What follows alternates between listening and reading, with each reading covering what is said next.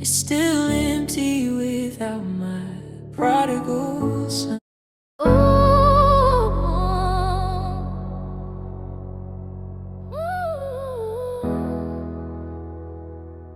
Sometimes what we want isn't in a different city with different people. Sometimes it was already at home. Anyways, welcome to Trap Bible Stories, y'all. So I was reading my Bible, right? And in Luke 15:11-32, Jesus snapped when he let this dude wild out and blow all his money. But let me rewind, because Jesus was telling people a story of how this one dude went from living in a mansion to being homeless. See, it all started when this rich dude had 2 sons. The oldest son could do no wrong. He went to bed on time, he took out the trash, he tended to the animals. He was very mindful, very demure, very respectful, if you know what I mean. But y'all, the younger brother was always wilding out. He was coming home late after curfew. He didn't want to do none of his chores, and on top of that, he was ready to leave his mom in them house. So y'all, the young son woke up one day like, "Hey, Pops, run me my inheritance. Where my money at? I'm trying to be outside." Now pause for a sec. Because back then, asking for your inheritance early was low-key disrespectful. It was basically saying you're dead to me. Because an inheritance generally was only given after somebody died, like life insurance. But his dad, being kind and generous, was like, "Alright, son." And just like that, y'all, he cut the check. And now the little bro pockets was full. He left his daddy in them house and was out here living his best life. So y'all, he went into the city, living like a Spring Break '99 Jericho edition. He was popping bottles and buying up the bar, throwing drachmas in the air and smashing every woman in the club and the street corner. He was lit. But the Bible said he was immoral and reckless.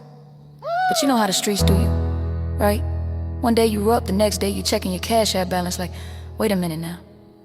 And that's exactly what happened. He went broke. And to make matters worse, the whole region got hit with a famine. Even his day ones from the club couldn't help him. They was like, "You hungry? That's crazy." So y'all little bro was out here bad, broke, dusty, homeless and hungry. So guess what he had to do? He had to go get a job.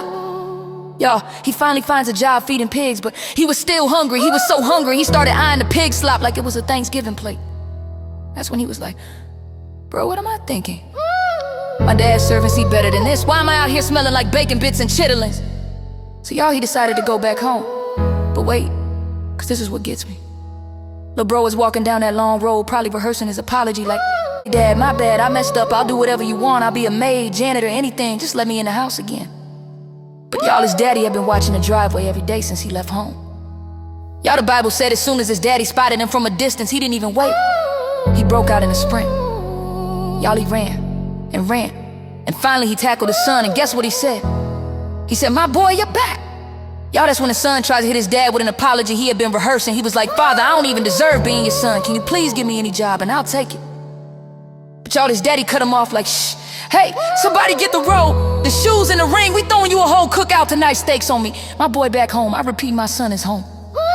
Hey, servants go cook the biggest cow." Meanwhile, y'all, the older brother was in the field working when he heard somebody singing, "Don't be tardy for the party." Y'all, the older brother looked at the servants like, "Hey, why they playing music back at the house?" So one of the servants gonna say, "Your brother back home and your daddy threw him a party." But y'all, he was like, "A party? What you mean a party? He ain't invite me." Y'all, he was salty. So he walked to the house like, "Wait, so you mean to tell me I've been working overtime, never took a day off, and you ain't even barbecue a goat or a cow for me? But this man comes home smelling like pig butt and latex, and you give him filet mignon?" Y'all, the daddy knew he was upset, but was like, "Son, you've been here. Did you not know everything I have is already yours? I'm celebrating your brother because he was living a life dead in sin, and now he's alive. He was lost, and now he's found. And that's worth celebrating, son." Anyways, y'all, ain't it crazy how God always pursues us no matter how much we mess up? Moral of the story, everything that you need is in the Father's house, and you can always come home. Moral number 2, if you've been obedient, don't let it take a prodigal son for you to realize what's already been yours. Anyways, now go read it for yourself. I want to know what y'all learned. This is Trap Bible Stories with Tam. Watch Trap Bible Stories, the book available now at Amazon. Get your copy. And follow for more. This is the Trap Bible Story. Trap Bible Story. We learning scripture. Mama, we made it.